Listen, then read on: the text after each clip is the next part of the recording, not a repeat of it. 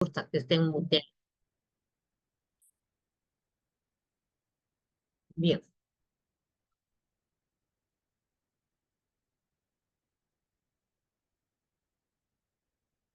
Entonces, para la insulina es bueno que tome en cuenta esta famosa vía de MAPK, MAP, proteína, la P, proteína, la K de quinasa, activada por mitógeno.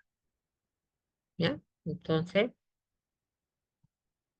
la explicación de ese gráfico lo tiene aquí a continuación, ¿no? La vía de señalización de la insulina a través de esta proteína quinasa. Cuando se une la insulina, induce a autofosforilar el receptor, lo que va a hacer de que se active la proteína IRS. Entonces yo me voy aquí a mi gráfico. Parece infantil, pero se le entiende así, ¿no? La fosforilación hace que se expresen estos residuos.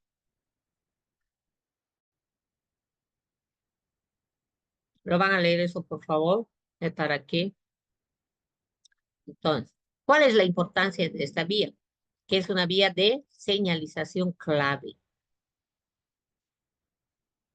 muy importante para este crecimiento y también muerte celular. Cuando no funciona bien esta vía, entonces surge lo que están viendo ahí anotado, diabetes. Por ello me gusta esta vía MAPK.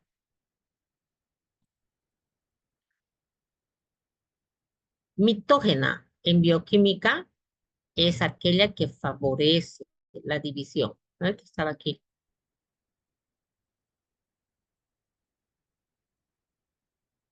Más arriba, ¿está, no? Es proteína sinasa mitógena. De génesis, entonces favorece la mitosis. Ok. Ejemplos de mitógenos, factores de crecimiento. Todo esto que tenemos en diferentes niveles del cuerpo. Ahora, otro mitógeno, la insulina, la GH. Lamentablemente también los oncogenes, genes que van a estar relacionados con cáncer, con neoplasia. La rapamicina, otro antimicrobiano, favorece la mitosis. Entonces, ¿cuál es el mecanismo de acción? Como nos lo podemos imaginar ya, estos agentes, al unirse siempre a receptores específicos de su célula diana, van a provocar que se expresen los genes promitóticos, es decir, los genes que van a favorecer la mitosis. Entonces, ahí nuevamente se indica a esta proteína. Claro, que la hemos mencionado allá. Importancia de estas sustancias mitógenas: favorecen crecimiento, el recambio celular y para que los tejidos puedan estar contando con células nuevas. Las mitógenas son esenciales para el crecimiento. Cuando no están bien, no están trabajando bien estas sustancias mitógenas, surgirá el cáncer. Entonces, a partir de hoy tendríamos que rogar a Dios que mis sustancias mitógenas trabajen bien, ¿no? Bueno, entonces, ¿qué es lo primero que se debe contemplar para el catabolismo de la glucosa? Que la glucosa esté fosforilado. Y la vía actual es la vía de MAPK, la proteínquinasa.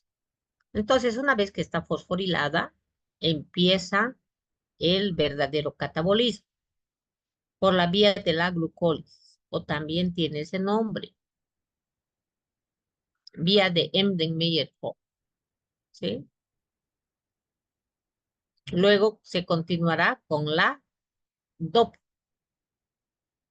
Luego Krebs. Miren cómo está escrito Krebs. De este examen voy a permitir que escriban. Y entonces me van a poner Krebs sin la S. Me van a escribir en vez de B grande, me van a poner P. Esto está mal, ¿no? Vía de las pentosas para poder sintetizar ribosa. Gluconeogénesis, formación de glucosa a partir de sustancias nuevas, o sea, aminoácidos, glicerol. Ciclo de Cori convierte el ácido láctico en piruvato. O el ciclo de la glucogenogénesis, formación de glucógeno. Lo contrario, glucogenólisis. A ver. La glucosa se puede catabolizar por todas estas vías. No todas, una detrás de la otra. Podría que directamente entre a la vía de las pentosas porque hace falta ribosa.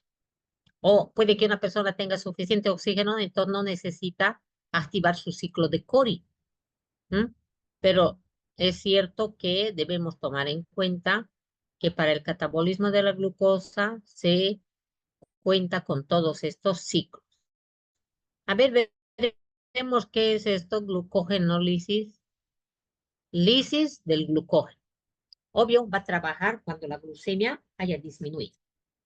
Entonces, ¿qué es esto? Proceso mediante el cual almacenado en hígado, musculatura esquelética y el corazón van a escindirse, romperse en glucosa. ¿Para qué? Para tener constante la glucemia. ¿Por qué yo necesito glucemia constante? Para sintetizar ATP. Recuerde que el cerebro en reposo, en ejercicio físico, siempre quiere la misma cantidad de oxígeno, de glucosa. Bien, ¿qué es el glucógeno? Polisacárido. Sus unidades alfa-glucosa. ¿Dónde tenemos más glucógeno? ¿En hígado o en el músculo? Entonces, en el músculo, aunque sea 1%, pero yo tengo más músculo que hígado. Hígado es apenas 1,5 kilos. Esta es la imagen del glucógeno. Glucosa por enlace 1,4. Pero en algún momento sale el enlace 1,6. El glucógeno es una molécula compleja ramificada para que pueda almacenarse mayor cantidad de glucógeno. Entonces, lisis del glucógeno. ¿Para qué se lleva a cabo esto? Para originar glucosa y de esta manera asegurarse la glucemia. Entonces veamos aquí. ¿Dónde se lleva a cabo esto? Citoplasma, porque ahí está almacenado el glucógeno. Cuando ustedes avanzan la materia de histopatología, ven las células hepáticas, por ejemplo, ¿y qué tiene? Tiene un gránulo de grasa, otro de bilis y otro de glucógeno. Con esto estuviéramos demostrando que el glucógeno se almacena en el citoplasma. Sobre todo, ¿dónde se degrada? Ya lo habíamos dicho, músculo esquelético y hepático. Según otras referencias bibliográficas, también corazón. Bien, entonces, ¿cuándo va a suceder esto? En el hígado, en ayunas. Y en el músculo, en actividad física de manera constante. Es anabolismo o catabolismo, catabólico. Por lo tanto, va a liberar energía. Por lo tanto, su delta G va a ser negativo. Su variación de, esto es entropía. Entropía, no es entalpía. Vamos a ver. Entonces, aquí yo tengo, miren, el glucógeno. ¿Qué tiene el glucógeno? Glucosas a la N. Cuando trabaja la glucógeno fosforilasa, entonces va a ingresar el fosfato, se rompen enlaces 1,4 y ¿qué voy a tener? Va a salir la glucosa 1-fosfato y el glucógeno tiene menos una molécula de glucosa. Glucógeno por la glucógeno fosforilasa se le quita una glucosa y se va por allá a la sangre. Pero, ¿qué pasa cuando sobre el glucógeno trabaja la enzima desramificante? Esta puede romper enlaces 1,6, recuerde lo que le dije hace rato. Entonces, en ese caso, la glucosa no sale fosforilada, solo glucosa libre. Eso. Vamos a ver. La glucosa de la dieta puede salir a la sangre y de esta manera se va a mantener la glucemia. Existe esta posibilidad de que pueda salir. Pero lo interesante es que esta glucosa 1-fosfato se puede convertir por una isomerasa o mutasa en glucosa 6-fosfato. Y de esa manera asegurar. En el ayuno, ¿qué hay? Glucogenólisis. En el ayuno tardío, gluconeogénesis. Las proteínas empiezan a convertirse en glucosa. Para seguir insistiendo. Entonces, ¿qué tengo aquí? La glucógeno fosforilasa. Esta es la enzima, como habíamos visto aquí, que me va a liberar glucosa 1-fosfato, ¿no? Glucógeno fosforilasa, que me va a dar glucosa 1-fosfato porque rompe enlaces 1,4. Pero esta enzima desramificante, que en un tipo de enfermedad que vamos a ver, no puede romper este enlace 1,6. Recuerde que esta puede estar activa o no activa. ¿Cuándo está activa? Cuando está fosforilada. Las enzimas también se pueden activar.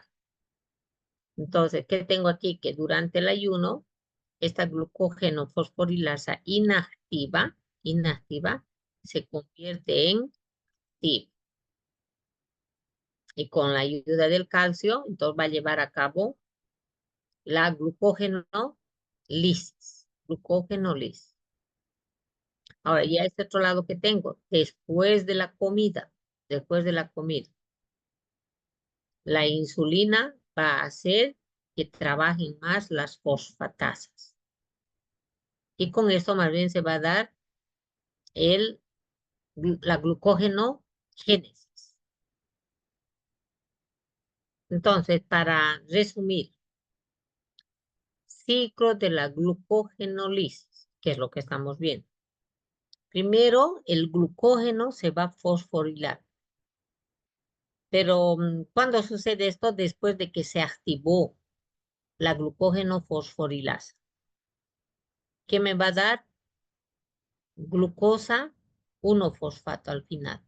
Glucosa 1-fosfato. Y aquí también, ¿no? La desramificante me va a dar glucosa directamente. 1-fosfato y glucosa, lo más importante. Ahora, la glucosa es liberada por la glucosa 6-fosfatasa que no tiene el músculo. Esto está subrayado, ¿no? Para que pueda liberarse glucosa libre, como en este caso, para que pueda liberarse como glucosa libre, se necesita de la glucosa 6-fosfatasa. El hígado tiene, pero se asegura y dice de aquí no va a salir la glucosa, porque a lo mejor tengo que correr para escapar del león o del examen oral de bioquímica. Entonces, por ello el músculo no tiene glucosa 6-fosfatasa, ¿no? ¿Para qué sirve la glucogenólisis? De esta manera tenemos un almacén, un depósito de glucosa. Esta es la explicación por qué podemos aguantar sin comer unas horas.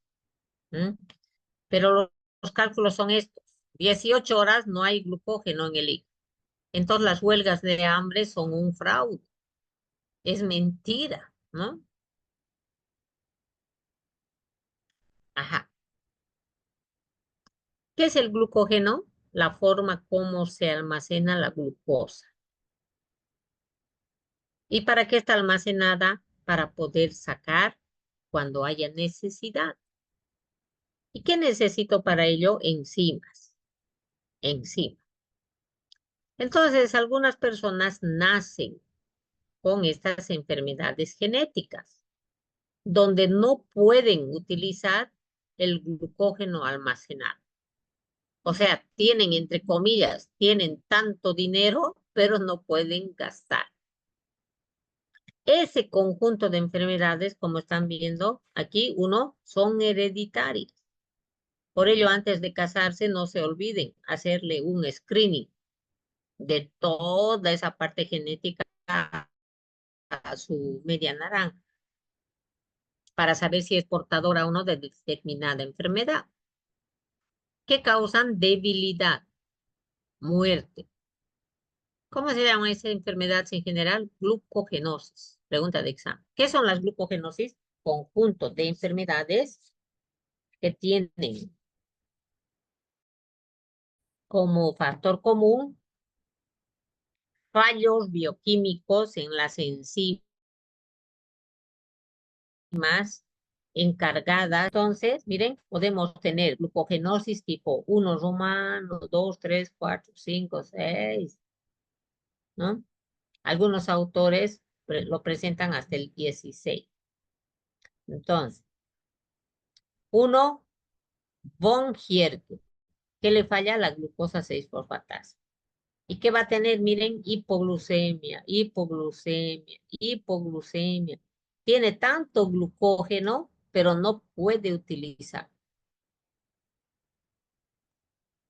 Con que usted sepa que aquí están las enfermedades de von Hierte, Pompe, Cori, Forbes o de Tarui, ¿no?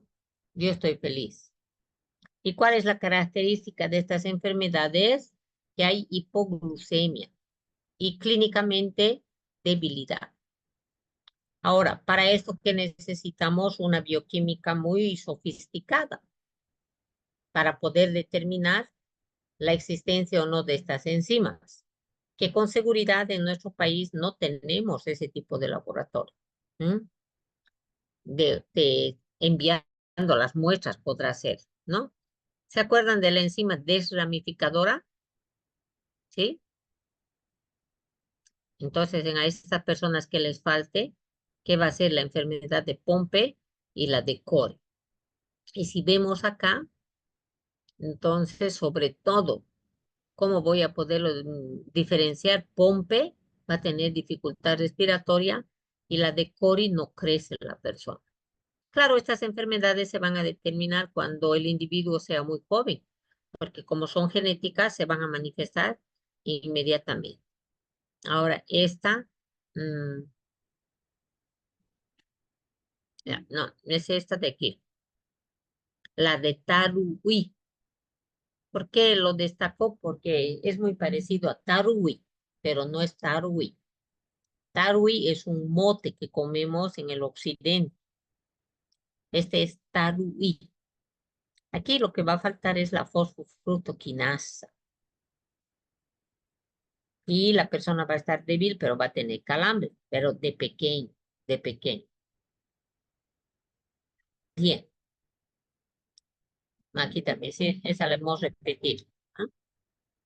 Queriendo que llegue al 16. Glucólisis. Este es el ciclo que ya lo conoce. La lisis de la glucosa. ¿Qué es la glucólisis? Conjunto de reacciones organizadas en un ciclo que se lleva a cabo en el citosol. Oh, es anaeróbico y aeróbico. Entonces, ¿cuál es el producto final de la glucólisis? Piruvato. ¿Dónde se lleva a cabo? En el citoplasma. Y que se convierta glucosa piruvato genera ATP. Genera ATP. ¿Qué es glucólisis? Conjunto de reacciones químicas que se lleva a cabo en el citoplasma. Una molécula de glucosa me da 2 piruvatos y todos los seres vivos tenemos glucólisis. Esto es un insulto. ¿Cómo mi célula va a tener lo mismo que una levadura? Es el colmo, ¿no? Ahora, una fermentación de azúcares, ¿qué es? Glucólisis. Y el producto final ya no va a ser piruvato como en el cuerpo humano, sino va a ser etanol, lactato, ácido acético. Es importante ahora, por primera vez indicamos, aunque ya lo habíamos dicho los ejemplos hace 3 días. En la glucólisis se lleva a cabo la fosforilación a nivel de sustrato. No se va a dar la fosforilación oxidativa en la mitocondria, porque el glóbulo rojo no tiene mitocondria. Entonces, ¿qué es la fermentación? La glucólisis que van a llevar a cabo las enzimas, por ejemplo, de las levaduras. Y esto lo podemos ver en la preparación de la cerveza, ¿no? Donde la cebada se va a moler, se va a poner en contacto con agua y se le va a añadir a las levaduras. O también el lúpulo para que le dé el gusto a cerveza. ¿Mm? De todo esto tengo que extraer que la obtención de la cerveza, de la chichacolla, de el vino, es a través de la glucólisis que llevan a cabo las enzimas de las levaduras. Este es un maíz que está germinando. ¿Qué tiene el maíz? Almidón. Y cuando está germinando, el almidón se rompe, una lisis, y va formando glucosa, glucosa, glucosa, que es más fácil o es la forma como debe estar preparado el azúcar para poder ingresar a la glucólisis. Entonces, eh, este maíz se pone, se humedece y empieza a germinar. Y en la germinación se van a dar estas fases, ¿no? Respiración. Aumenta el consumo de este oxígeno. Luego tiene que haber una acumulación de piruvato, más oxígeno necesita y al final disminuye el consumo. ¿Para qué necesita oxígeno? Para la germinación. Recuerde que la planta consume dióxido de carbono y genera oxígeno, pero también consume oxígeno, porque la planta lleva a cabo la fotosíntesis, pero también la respiración, también la respiración. Las giberelinas son derivados del ácido giberélico y este es el compuesto que se encuentra en la germinación. Estos productos cortan el periodo de latencia en la que estaba la semilla. Ya, olvidémonos de las plantas. Vámonos a algo más interesante. A ver, vamos a ver un rato. Primera fase de la glucólisis.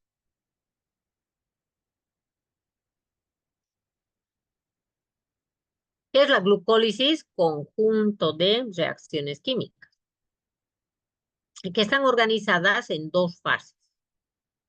fase 1 de las hexosas y fase 2 de las triosas. Entonces, el producto final de la glucólisis es el piruvato. La enzima que marca entre fase 1 y fase 2 es la aldolasa. Entonces, se va a formar a ese nivel por esta enzima gliceraldehído 3-fosfato y dihidroxiacetona fosfato. Hay que practicar para leer y pronunciar esto. Dihidroxiacetona fosfato. Entonces, a ver, vamos a ver. Nosotros podemos tener glucógeno por la fosforilasa, fosfoglucomutasa, ¿qué me va a dar? Glucosa.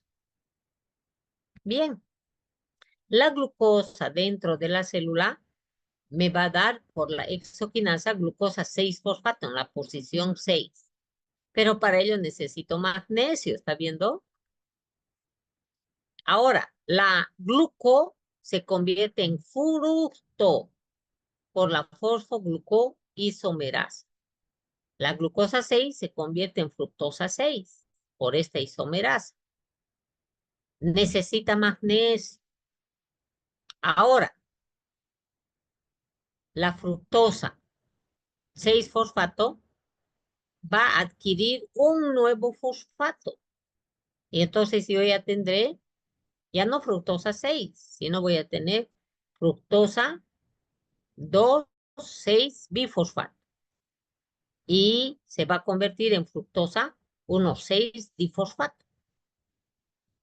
Siempre miren magnesio, magnesio. Ahora, la fructosa 1,6-difosfato va a ser presa fácil de la aldolasa, que estaba aquí.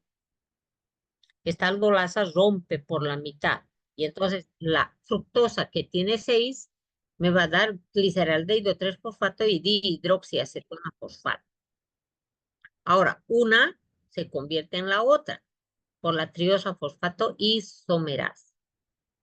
Veamos en un gráfico para que sea más entendible. Miren, que tengo aquí la glucosa. Se fosforila, me da glucosa 6-fosfato.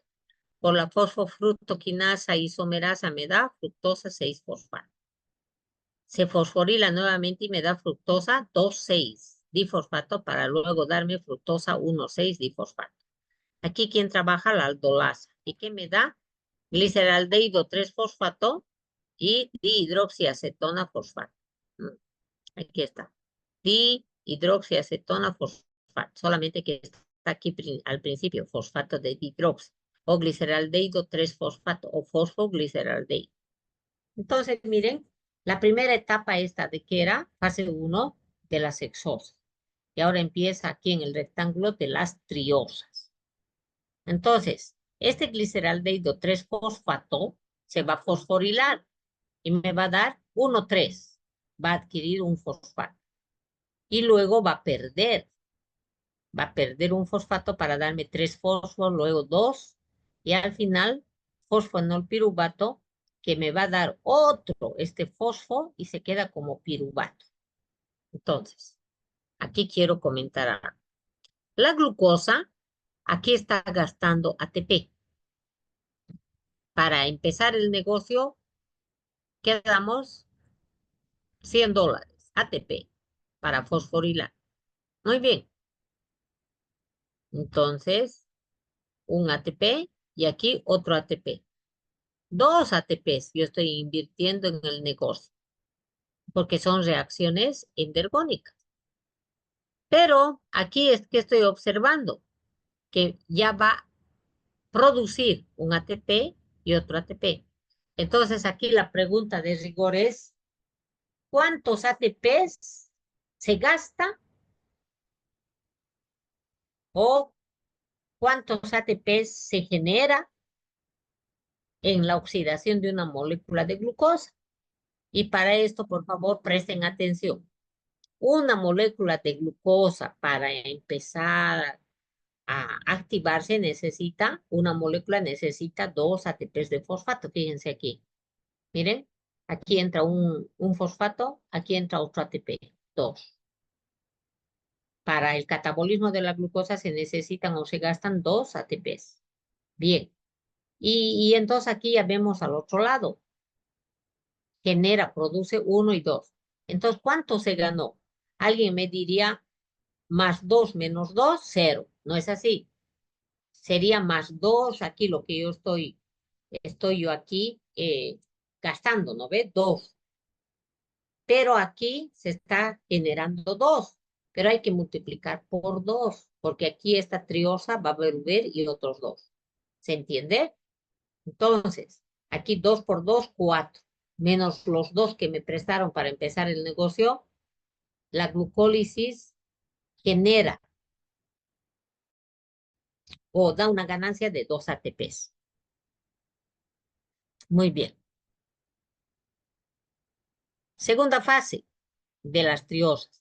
Gliceraldehído 3-fosfato sigue experimentando oxidaciones, redistribuciones de fosfato, pero ya me va a dar ATP.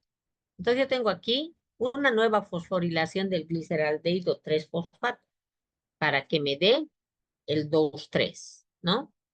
Entonces aquí otro fosfato.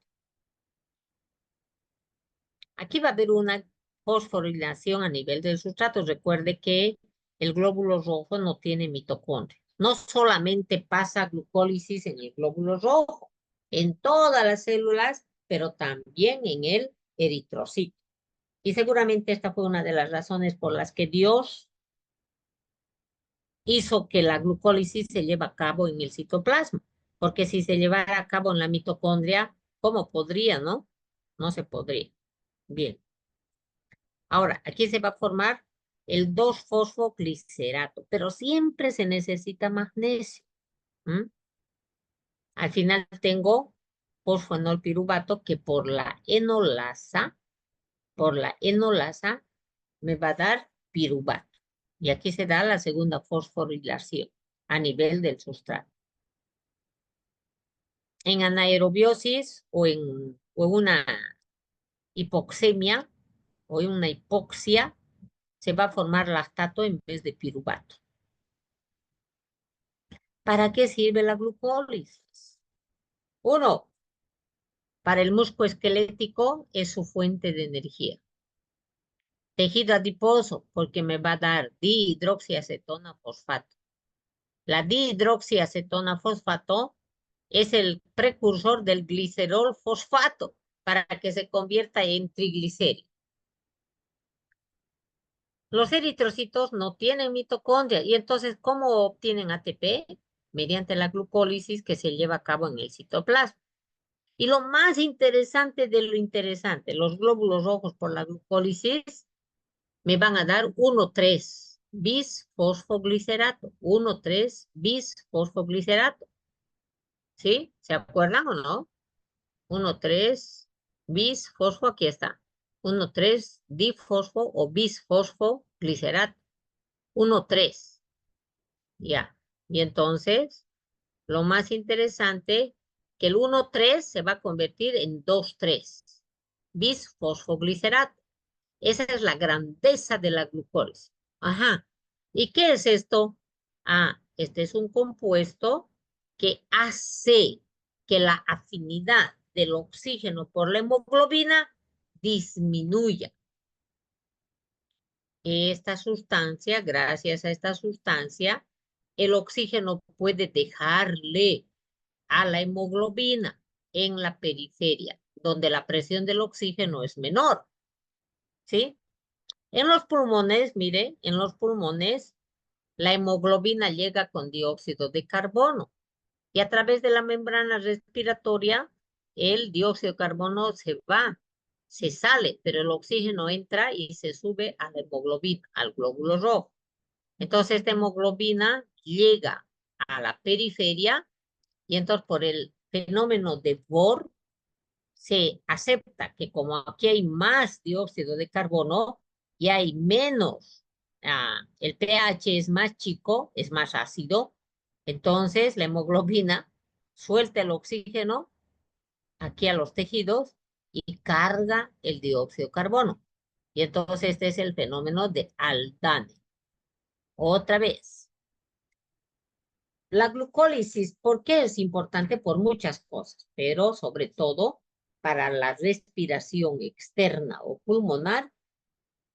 Entonces, me va a dar el 1,3-bifosfoglicerato, que más allá se convierte en 2,3-bifosfoglicerato. Y esta sustancia es la sustancia química para que se lleve a cabo el efecto Bohr o el efecto Altan. Entonces, este compuesto es el que dice, ya, chao, chao oxígeno, deja la hemoglobina. Y más adelante dice, aquí tienes otro novio, dióxido de carbono. ¿Mm? Ah, maravilloso. Entonces, ¿qué es el efecto Bohr que estamos viendo aquí? Afecta a la afinidad, al matrimonio de hemoglobina con oxígeno. ¿Qué es lo que se hace que se divorcie? El dióxido de carbono y la acidez. El resultado, la afinidad del oxígeno por la hemoglobina va a disminuir y por lo tanto le libera. Y al DANE al revés, ¿no? Aumenta la afinidad del dióxido por la hemoglobina o al revés. Bohr para dejar, al DANE para recoger dióxido de carbono. En forma de esquema, y con esto yo creo que terminamos. Miren, la glucosa, la glucosa. Esta glucosa que puede venir de la dieta, entonces por la exoquinasa, se convierte en glucosa 6-fosfato. Entonces aquí, por la fosfohexosa isomerasa, fructosa 6. Por la fosfofructosa quinasa, fructosa 1,6. Aquí yo estoy gastando un ATP y aquí estoy gastando otra ATP. Por la aldolasa se rompe a la mitad. ¿Y qué me va a dar? Gliceraldehído 3-fosfato y dihidroxiacetona fosfato. Ahora, este dihidroxiacetona fosfato por la triosa fosfato isomerasa me puede dar gliceraldehído 3-fosfato, que se va a convertir en el 1,2 y se va por aquí, miren, a la izquierda, por acá se va el 1,2 para convertirse en 2,3, para que se lleve a cabo el efecto de Bohr y el efecto Aldane en los alveolos pulmonares. El 1,2, si sigue en la glucólisis, se convierte en 3-fosfoenol piruvato, que al final me va a dar piruvato. ¿Esto qué es? Gluco. Ahora, en azul está la gluconeogénesis. Es decir, como mire, como el oxaloacetato, que no es azúcar, se va a convertir en PP, fosfenolpiruvato. Y luego esto me va a dar gliceraldehído 3-fosfato, para arriba, y aquí me va a dar fructosa 1,6, fructosa 1,6, y al final puedo yo llegar a tener glucosa 6-fosfato, que por la glucosa 6-fosfatasa me va a dar glucosa. Entonces, esta es una de las vías cómo se va a formar glucosa. Se forma glucosa por neogénesis de sustancias que no son azúcares. Entonces, aquí yo tengo que el oxaloacetato no es azúcar, pero se puede convertir en fosfenolpiruvato, en 2-fosfoglicerato. A la izquierda, glucólisis y la gluconeogénesis, formación de glucosa. ¿Por qué es irreversible la glicólisis? ¿Por qué no se forma ATP y otra vez se forma glucosa por la misma vía? Porque hay 3 enzimas